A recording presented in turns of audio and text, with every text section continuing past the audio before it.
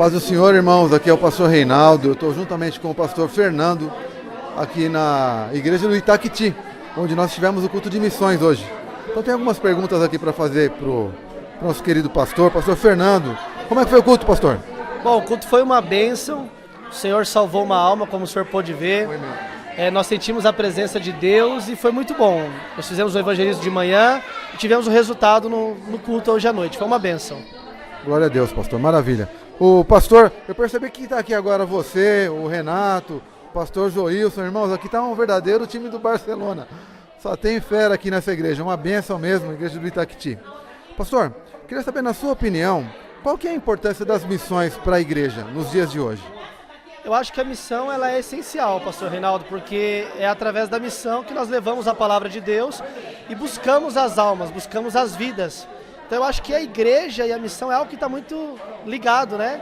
É como se fosse a mesma coisa praticamente, né? Então a missão é algo extremamente importante, é através da missão que nós levamos o evangelho e ganhamos as vidas e cumprimos o ID do Senhor. Amém. Eu sei que você foi missionário, era jovem ainda, lá em Portugal. O pastor Fernando foi missionário lá em Portugal. E como é que foi para você essa experiência missionária, pastor? Você tem saudade de ir lá? O que passa pela sua mente quando você lembra daquele período? Abre o coração para a gente aqui para falar de Portugal. Bom, Portugal eu sou suspeito a falar porque é uma nação que mora no meu coração, eu peguei um carinho imenso. É um país excelente para se morar, porém o evangelho ele é muito escasso, né?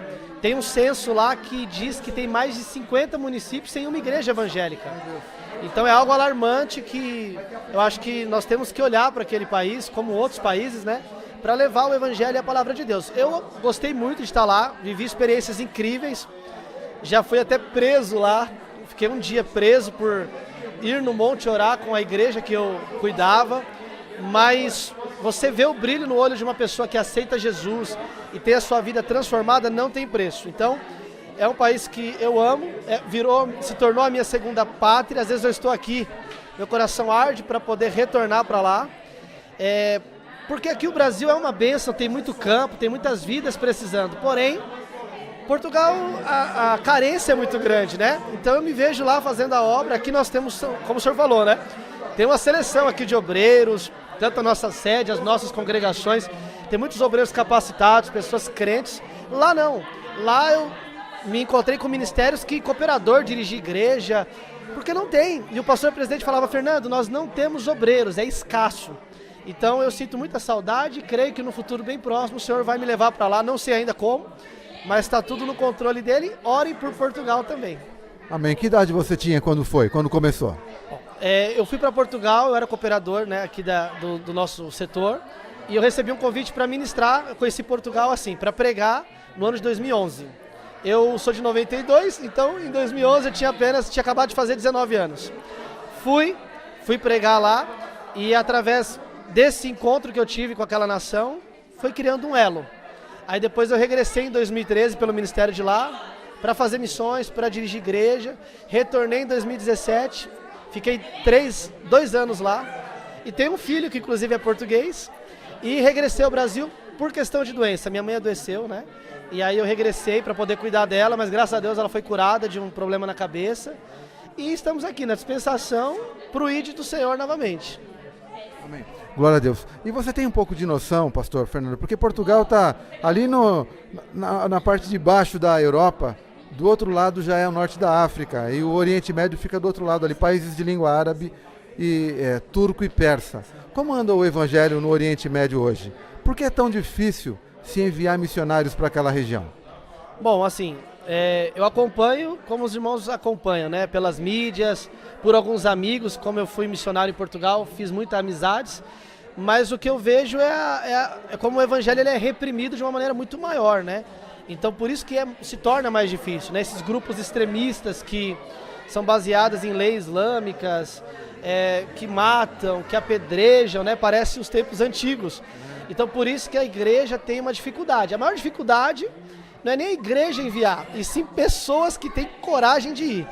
Porque para ir para lá realmente tem que ter uma vocação, tem que ter coragem e tem que amar mesmo o evangelho, porque é muito difícil. Então eu acho que ali é uma região muito perseguida por causa dos grupos extremistas. E isso gera um medo na população e nos missionários. Espera aí, tá lá agora, por exemplo, né, o Afeganistão, que os talibãs, se você não aderir às leis dele, né, eles te matam, te apedrejam, as leis são muito rigorosas, né? Então eu acho que por isso que afasta os missionários. Tem que ser algo muito direcionado e pessoa que tem coragem. Eu sou sincero a dizer, eu sou um pouco ousado. Se Deus mandar eu ir, eu vou. Porque eu sei que Ele se responsabiliza e morrer com Cristo é lucro. Mas confesso que a carne estremece, há um medo, né? Como o medo normal do ser humano, né? O medo de Pedro. É verdade mesmo, pastor. A situação do Oriente Médio e Norte da África, ela é muito difícil. Mas Deus tem levantado estratégias. A nossa igreja participa de uma estratégia missionária chamada SAT7, que é levar a palavra de Deus por TV, por satélite, alcançando lá hoje, foi falado aqui, 25 milhões de pessoas assistem. Então, muito cristão não se declara cristão assim, publicamente, mas pela TV ele tem acompanhado e serve de maneira oculta lá. Porque, de fato, ir ser missionário no Norte da África e Oriente Médio, eu digo sempre que formar e preparar um missionário para enviar para aquela região, pastor Fernando, é similar ou é mais difícil que preparar o 007. Exatamente. É mesmo muito difícil. Se soldados americanos morrem armados, imagine um missionário. É verdade. Só que há muitas maneiras de participar das missões. Como que os irmãos que não vão para o campo missionário poderiam participar? O que você pensa que pode ser feito para cada um dos irmãos da igreja participarem das missões, pastor Fernando? Bom, no meu ponto de vista, são duas coisas essenciais. Primeiro é oração. Eu acho que a oração, ela quebra barreiras, a intercessão, né, para Deus livrar, para Deus cegar os inimigos e etc e tal. E o segundo ponto é a contribuição. Acho que sem a contribuição para a SAT7, que eu acho que é um projeto incrível, acho que é uma revolução no nosso meio, né? Você está ali entrando com a palavra de Deus, uma estratégia muito linda, precisa de recurso financeiro. Então é oração e a ação é semear, através da oferta, através das doações. Sem isso, acho que a obra missionária ela não consegue assim, progredir de uma maneira que deveria, né? Toda a igreja deve mesmo se unir em oração, se possível contribuindo, mas estar juntos, interessada, se informar do que acontece no campo missionário, estar atento.